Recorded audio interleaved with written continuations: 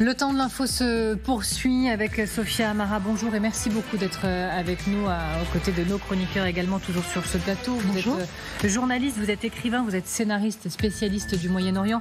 Vous êtes surtout là récemment co-auteur du Hezbollah, l'enquête interdite sur le réseau de trafic de drogue tissé par le Hezbollah. C'est 3 volets de ce documentaire qui retrace l'histoire du parti chiite libanais et remonte la piste du financement mafieux grâce à l'accès à des responsables du mouvement que vous avez pu interroger. Et ça va nous intéresser là tout de suite justement parce que le numéro 2 du Hezbollah, il a pris la parole, c'était assez inattendu, à 11h, et il a dit plusieurs choses. Il a dit notamment que le Hezbollah continuera sa lutte contre Israël en soutien à Gaza. Premier point. Et il dit le Hezbollah choisira un successeur à Nasrallah à la première occasion. Deuxième point. Et puis Hassan Nasrallah a été tué, il le dit, il le confirme avec 4 autres personnes dans la frappe. Confirmation, déjà, la prise de parole de ce numéro 2 du Hezbollah, alors que la cible, plus que jamais, elle est immense sur le Hezbollah, ils sont en risque, ça vous surprend ? Non, pas du tout. Ce qui était attendu, enfin, ce sur quoi tout le monde s'interrogeait, c'est est-ce que Naïm Kassem a péri ou pas dans la frappe qui a coûté la vie à Hassan Nasrallah. Parce que c'est son second, c'est un homme redoutable. En effet, je l'ai interrogé plusieurs fois ces 20 dernières années, et je dirais même qu'il a plus de charisme encore que Hassan Nasrallah en petit comité. Voilà.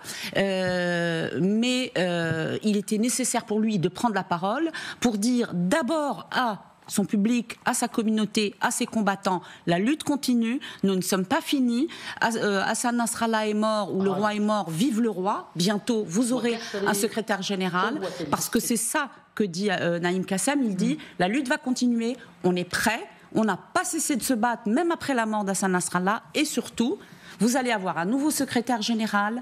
Pour l'instant, ce n'est pas possible et tout le monde sait pourquoi. C'est parce qu'ils ont peur de se réunir et que c'est nécessaire pour élire. Pour le Conseil de la Choura, que ce Conseil se réunisse physiquement. Et il faut l'aval de l'Iran. Et on sait qu'en Iran aussi, Khamenei, qui est le guide suprême de la révolution islamique, se cache depuis qu'il sait que Hassan Nasrallah en personne a pu être repéré et liquidé par les Israéliens. Alors je m'arrête sur ce point de la succession parce que c'est ce qui a été mis en exergue là tout de suite. Je lisais le mot de rumeur pour parler d'Hachem Safieddine, figure très éminente du mouvement libanais, et là où Nasrallah se cachait énormément, lui, il était plutôt public, et c'est un cousin de Nasrallah. Rumeur ou effectivement successeur ? Ah oui, il y a de très très fortes chances. C'était le dauphin quasi désigné de Hassan Nasrallah pendant longtemps. Il coche toutes les cases. Il est le cousin de Nasrallah. Il porte ce fameux turban noir des Saïd, c'est-à-dire des descendants du prophète. Après, beaucoup de gens se prétendent descendants du prophète pour justifier l'accès à un pouvoir quelconque. Donc ça, c'est leur problème. Mais surtout, c'est parce qu'il est proche de l'Iran. Et ça, c'est indispensable pour prendre la tête de ce mouvement qu'il faut le rappeler, est un mouvement iranien, un produit iranien, même si il a pour territoire le Liban. Et enfin, il est parenté à la fille de Qassem Soleimani, qui était l'homme tout-puissant de l'Iran dans la région avant d'être liquidé par les Américains en 2020. On voit bien les liens, mais on voit bien que son temps est certainement compté, vu la capacité du Mossad à tuer tous ceux qui émergent du côté du Hezbollah. C'est la raison pour laquelle sa nomination n'a pas été rendue publique. Et que, même si peut-être que officieusement il a déjà été désigné, officiellement ils ne l'annoncent pas, parce qu'ils savent qu'à la seconde où ce sera fait, ça deviendra une cible. Et comme Israël a fait montre en 3 semaines d'une capacité incroyable d'infiltrer ce mouvement qui se voulait imperméable, eh bien évidemment ils ne vont pas, en plus en période de guerre, désigner une nouvelle cible, parce que là je pense que le parti ne s'en redresserait pas du tout si en si peu de temps il perdait 2 secrétaires généraux. Haute déclaration de ce numéro 2 du Hezbollah, c'est important parce que c'est rare, donc on prend le temps vraiment de s'y arrêter. Le Hezbollah est prêt à faire face à une offensive terrestre israélienne. D'une part, est-ce que vous imaginez possible une offensive terrestre israélienne ? Oui, tout à fait. C'est pas nouveau. En 2006, il y a eu une offensive qui était mal préparée. Cette fois, tout porte à croire que les Israéliens sont prêts. Parce que cette opération, les opérations qu'on a pu voir, il ne faut pas se leurrer. Ça a été préparé depuis 2006, suite à une guerre qu'Israël n'a pas vraiment gagnée et pour certains a même perdu. Donc depuis 2006, Israël prépare une riposte, une revanche, une mise à genoux du Hezbollah. D'où ce succès, parce que ça a été bien préparé. Donc une offensive est tout à fait possible. Mais deuxième point, suite à cette déclaration, quand le Hezbollah se dit prêt à faire face, pensez-vous que le Hezbollah soit encore prêt à quoi que ce soit aujourd'hui. Beaucoup disent décapité pour parler du Hezbollah aujourd'hui. Vous voulez penser en moyen de réagir? Écoutez, l'offensive terrestre a toujours été à l'avantage du Hezbollah, parce que c'est son terrain, et parce que là, au moins, elle n'a pas à subir l'aviation israélienne, qui parfois, bien évidemment, peut entrer en action pour servir de couverture. Mais en tout cas, le Hezbollah est faible dans les airs, c'est-à-dire qu'il n'a pas de défense anti-aérienne, il n'a évidemment pas d'avion, donc le terrain lui est plus favorable. Il a des caches, il a des tunnels, c'est son terrain, il le protège et il est dans la légitimité d'une certaine manière. Cela étant dit, ce qui était vrai avant ne l'est plus maintenant que le système de télécommunication du Hezbollah est complètement neutralisé. Donc quand vous vous battez sur le terrain, vous avez quand même besoin de communiquer avec vos commandants et avec vos soldats. Comment fera-t-il ? Toute la question est là. Donc on voit difficilement comment une offensive terrestre pourrait être à l'avantage du Hezbollah d'une manière ou d'une autre. Je vois tous réagir, mais on est attendu sur le terrain par Arthur Saradin. C'est la raison pour laquelle je lui donne la priorité. Bonjour Arthur et merci beaucoup d'être avec nous. Vous êtes sur le lieu de cette frappe, on en parlait dès ce matin, une frappe d'une ampleur inédite dans le centre de Beyrouth depuis 1 an maintenant. Oui, en effet, une frappe qui est inédite pour 2 raisons. D'abord, en effet, elle a ciblé le centre de la capitale et pas seulement la banlieue sud. Comme vous le voyez derrière moi, il y a le 5e étage de ce bâtiment qui a été touché et qui a tué 5 personnes, dont 3 membres de ce qu'on appelle le FPLP, le Front Populaire de Libération de la Palestine, donc qui est un groupe palestinien qui est implanté en Cisjordanie, à Gaza, mais également au Liban. Donc il y a le chef de sa branche militaire et de sa branche politique qui ont été ciblés dans cette frappe. C'est très intéressant parce que depuis l'assassinat du Hezbollah et du leader du Hezbollah et d'une manière générale, depuis cette intensification du conflit qu'on voit depuis lundi dernier au sud du pays et dans la banlieue sud, c'est la première fois qu'une frappe, un assassinat ciblé touche un autre groupe que le parti milice chiite du Hezbollah. On avait vu au tout début de la soirée, hier, après cette frappe, l'armée libanaise communiquait en disant que l'armée israélienne avait touché en réalité la Jema'a al-Islamiyya. C'est un groupe qui est attaché aux frères musulmans et qui est aussi actif au sud du Liban, à l'est de la région, à l'est de la frontière, qui a déjà tiré aussi plusieurs missiles contre Israël. Finalement, il s'agit en réalité de ce groupe palestinien qui nous rappelle aussi quelque chose. Le Hezbollah n'est pas le seul à être présent à la frontière libanaise. Il est entouré de ses alliés, palestiniens mais aussi libanais, des groupes sunnites rattachés aux frères musulmans, d'autres groupes chiites rattachés par exemple au mouvement Hamal, qui forment une constellation se réclamant de la résistance à l'occupation israélienne et qui pourraient aussi eux-mêmes être actifs, même si le Hezbollah était affaibli, voire même déchu, et qui nous rappelle une deuxième chose, encore une fois vous en parlez en plateau, quand on entend le discours de numéro 2 du Hezbollah, c'est que à la fois le leader du Hezbollah va laisser un héritage avec de potentiels candidats à sa succession, mais le Hezbollah lui-même, en tant que groupe militaire et actif politiquement au Liban, va avoir des groupes qui vont vouloir prendre sa place et gagner en influence sur son affaiblissement. Merci beaucoup Arthur Saradin et merci à Thibaut Bruck qui était avec vous. Et pendant que vous parliez donc cette information, Israël confirme la mort du chef du Hamas au Liban. C'était l'autre information de la nuit. Israël vient de confirmer. Quelle est l'importance, aidez-nous à la mesurer, de cette information? Elle est importante, mais en comparaison avec les secrétaires généraux, avec le secrétaire général du Hezbollah, Hassan Nasrallah, qui était autrement plus puissant, qui était un des hommes les plus puissants du Moyen-Orient. D'abord, c'était le chef réel du Liban et c'était un des hommes les plus puissants du Moyen-Orient. Et c'était le bras armé de Téhéran dans la région et le plus efficace proxy de Téhéran. Le responsable du Hamas qui a été tué, Fatah Sharif, est un homme qui est important puisque c'est le représentant du Hamas au Liban et qu'il est aussi membre de la direction du Hamas à l'étranger. Mais en comparaison avec la disparition ou la liquidation d'Ismaïl Haniyeh à Téhéran le jour de l'investiture du nouveau président iranien ou celle du secrétaire général Hassan Nasrallah à Beyrouth, c'est devenu presque une routine, pour ainsi dire. Je m'interroge sur l'enchaînement des événements, parce que c'est vrai que pendant 1 an, Israël a surtout visé Gaza, le Hamas à Gaza, et puis il y a eu cette affaire des beepers, et puis maintenant jusqu'à Hassan Nasrallah. Vous voyez un lien dans cette accélération-là? L'affaire des beepers, elle a déstabilisé à tel point le Hezbollah qu'ils ont pu trouver leur leader?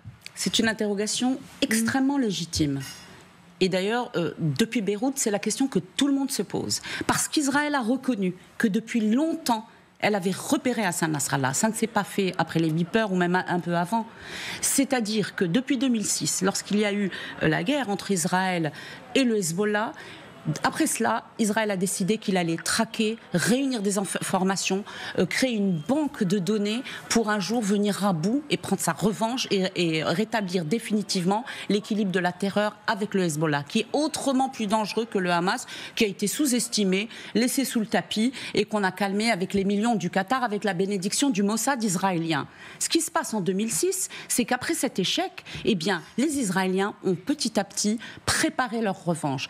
L'histoire des beepers, vous avez 1000 fois raison de le dire, parce qu'on réalise, et les Israéliens eux-mêmes l'ont reconnu, qu'ils savaient où se trouvait Nasrallah. Ils auraient pu le frapper plusieurs fois.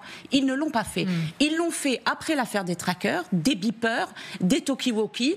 Il y avait une partie de la communication entre les membres du Hezbollah qui était complètement décimée. Et là, c'était le moment d'agir contre Hassan Nasrallah, d'autant qu'on arrivait au 7 octobre. Les objectifs de guerre à Gaza n'ont pas été remplis. Eh bien, sur un plateau d'argent, Benjamin Netanyahou offre en lieu et place des otages à Gaza, la tête d'Hassan Nasrallah. Et ce n'est pas un mince cadeau pour les Israéliens qui le redoutent depuis longtemps. Est-ce qu'il faut se réjouir publiquement de la mort de Nasrallah ? Vous avez bien sûr suivi le débat qui a alimenté entre réaction française et réaction américaine. Réaction française jugée largement trop timide par rapport à la réaction américaine qui assume de dire qu'il fallait la mort de Nasrallah.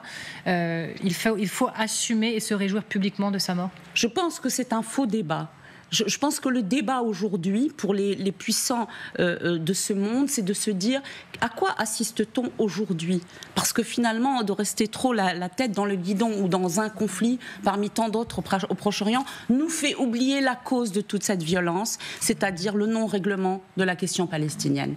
C'est un énième épisode, certes impressionnant puisqu'il y a eu la mort de ce leader du Hezbollah, qui est un mouvement terroriste, qui a terrorisé les Libanais, qui a tué des Français, qui a tué des Américains, qui a tué des Syriens, des civils notamment pendant la révolte syrienne, et qui a volé au secours de Bachar al-Assad, qui est suspecté d'être derrière l'explosion du port qui a failli raser la capitale libanaise et qui a menacé des témoins de sa présence dans le port pour empêcher qu'on puisse l'accuser d'avoir été un domicide, comme on dit, puisqu'il a presque mis à genoux la capitale libanaise. Je pense que ce n'est pas ça le débat. C'est un terroriste. Israël l'a liquidé. Ce qui compte aujourd'hui, c'est de savoir pourquoi on en est là. Voilà. Et la suite, j'aimerais qu'on se projette beaucoup sur la suite. À partir de maintenant, qui pour le remplacer, qui pour succéder, pour quelle suite ? Et juste un mot, je vais revenir un tout petit peu en arrière. Vous avez dit terroriste, Hassan Nasrallah. Oui, bien sûr. Voilà. Est-ce que ça, c'est une évolution que vous souhaitez de la diplomatie française, qui considère que la branche militaire est terroriste, mais pas la branche politique? Écoutez, je peux comprendre la diplomatie française qui a, sans y parvenir, cela dit, intérêt à rester présente au Liban, puisque c'est son terrain de jeu naturel et historique. Donc, quitte à jouer sur les mots et à créer cette dichotomie à l'échelle internationale. Parce que le Quai d'Orsay, la diplomatie française est parfaitement consciente du fait qu'on ne peut pas peser au Liban sans être d'une certaine manière en contact avec le Hezbollah. Donc il joue sur l'aile politique pour dire l'aile politique peut être, on peut rencontrer et discuter avec l'aile politique, tandis que la branche militaire est considérée comme terroriste. Sauf que ce qu'ils ont oublié, c'est que le Hezbollah, ça n'est pas un mouvement politique avec une branche militaire, c'est une milice armée avec une branche politique qui a existé ensuite. Hélène Bonnet. Si on se projette un peu, on imagine qu'il va y avoir des funérailles avec un enjeu de communication derrière. Est-ce qu'elles vont se passer normalement selon vous ? Est-ce que l'Iran va envoyer des émissaires comme elle aurait pu le faire C'est toute la question, justement, plus que communication, de la propagande, pour dire, regardez, le peuple libanais est derrière nous. D'ailleurs, Naïm Kassem a remercié tous les Libanais pour leur union nationale autour de cet événement.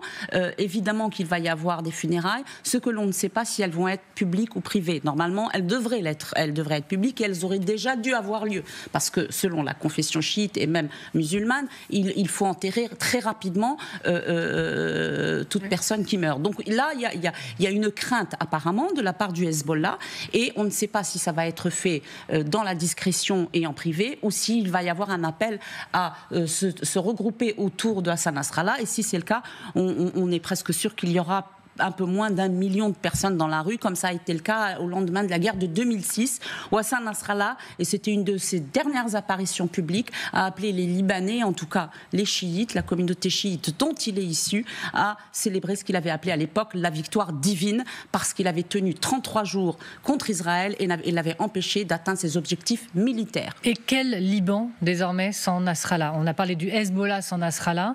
Quel Liban sans Nasrallah? Vous qui, grâce à votre documentaire, avez tiré les fils de cette tentacule mafieuse que peut être le Hezbollah au sein de la société libanaise, mais bien au-delà même.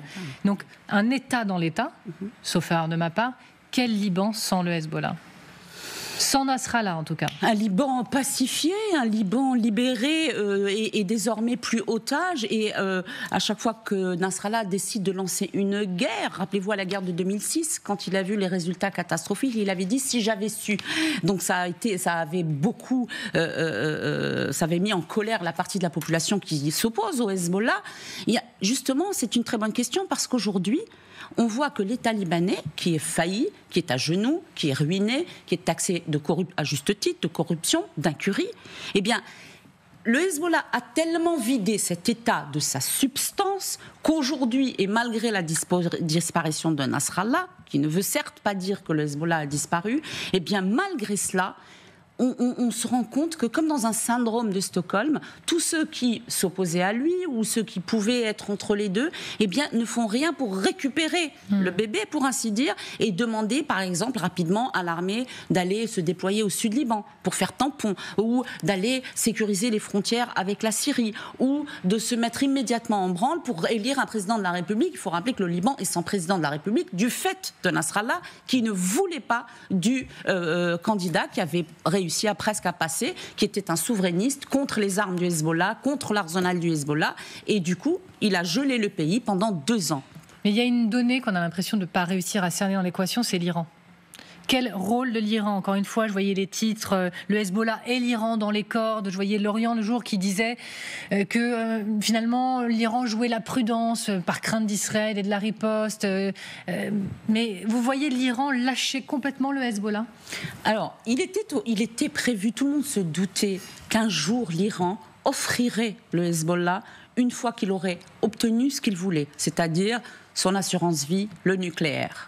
Parce que finalement, le Hezbollah est un outil de l'Iran. Et qui dit outil, il dit qu'on peut tout à fait le troquer contre un acquis plus important encore.